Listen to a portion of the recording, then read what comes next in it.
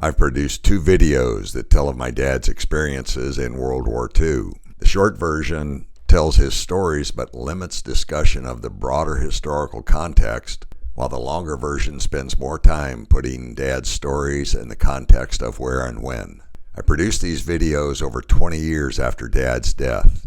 Since I knew the 2 ships he sailed on, I was able to get the history of his movements and even find some video and pictures that enhanced his individual experiences.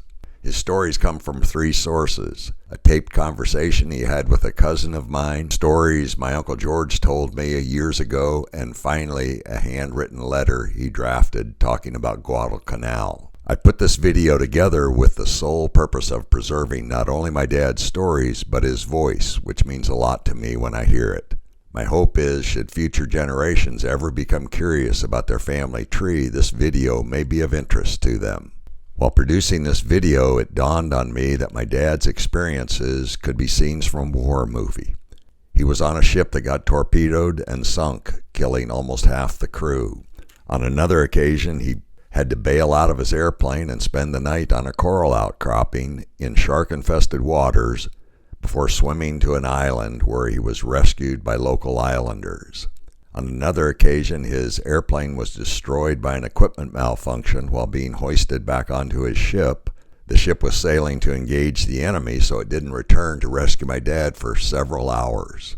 He also landed his seaplane on Guadalcanal the day the Marines began their invasion. He must have been one of the first airplanes to land on Guadalcanal, since most of the airplanes supporting the invasion were carrier-based.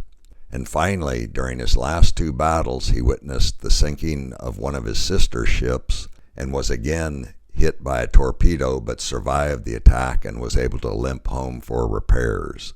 It's hard to imagine what it must have been like floating around the Pacific for hours and hours, wondering if anyone will be able to find you. There were no radio beacons or life rafts, just you and your life jacket. His combat duty only lasted a year or so. It was cut short when he came down with malaria and sailed home on a hospital ship, which is a story in itself.